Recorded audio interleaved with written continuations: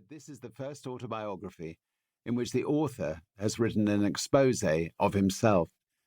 Well, I'm happy to agree. If your life is one long success story, it won't make for a good read. What's more, you're most likely a liar.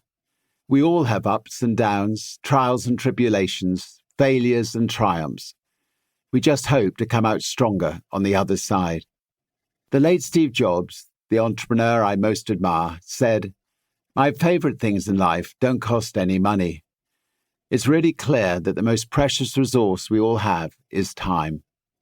That thought has been on my mind as I read this book, thinking back to all the good times and tough times behind me, and looking forward with a wonder at what lies ahead. I've always lived every day as if it's my last, fiercely loving my family and friends, and trying to make a positive difference. We only get one life, and this is mine. I hope you enjoy finding out how I did it for the first time, all over again. Chapter 1. Screw It, Let's Do It. Tuesday the 7th of January 1997, Morocco, 5:30 a.m. I woke before Joan and sat up in bed. From across Marrakesh I heard the wavering cry of the muezzins, calling people to prayer over the loudspeakers. I still hadn't written to Holly and Sam, so I tore a page out of my notebook and wrote them a letter in case I didn't return. Dear Holly and Sam, life can seem rather unreal at times. Alive and well and loving one day, no longer there the next. As you both know, I always had an urge to live life to its full. That meant I was lucky enough to live the life of many people during my 46 years. I loved every minute of it, and I especially loved every second of my time with both of you and Mum. I know that many people thought us foolish for embarking on this latest adventure. I was convinced that they were wrong. I felt that everything we'd learned from our Atlantic and Pacific adventures would mean that we'd have a safe flight. I thought that the risks were acceptable. Obviously, I've been proved wrong. However, I regret nothing about my life except not being with Joan to finally help you grow up. By the ages of 12 and 15, your characters have already developed, and we're both so proud of you. Joan and I couldn't have had two more delightful kids. You're both kind, considerate, you're full of life, you're even witty.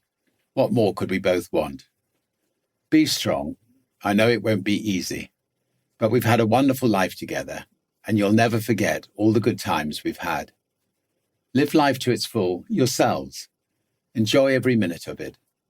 Love and look after Mum as if she's both of us. I love you, Dad. I folded the letter into a small square and put it in my pocket. Fully clothed and ready, I lay down beside Joan and hugged her. While I felt wide awake and nervous, she felt warm and sleepy in my arms. Holly and Sam came into our room and cuddled into bed between us. Then Sam slipped off with his cousins to go to the launch site and see the balloon, in which I hope shortly to fly around the world.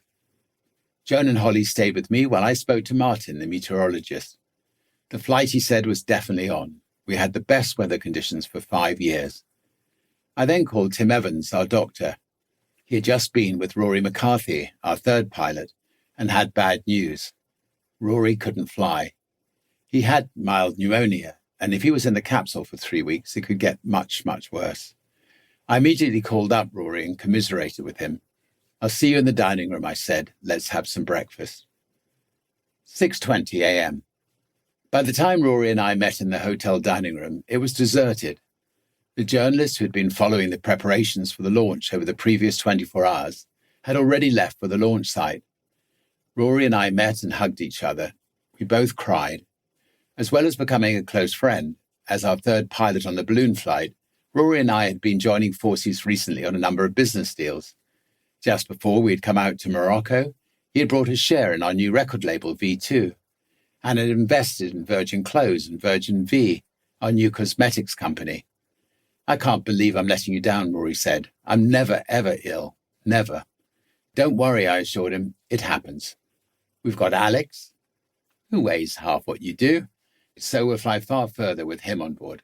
Seriously, if you don't come back," Rory said, "I'll carry on where you left off." "Well, thanks."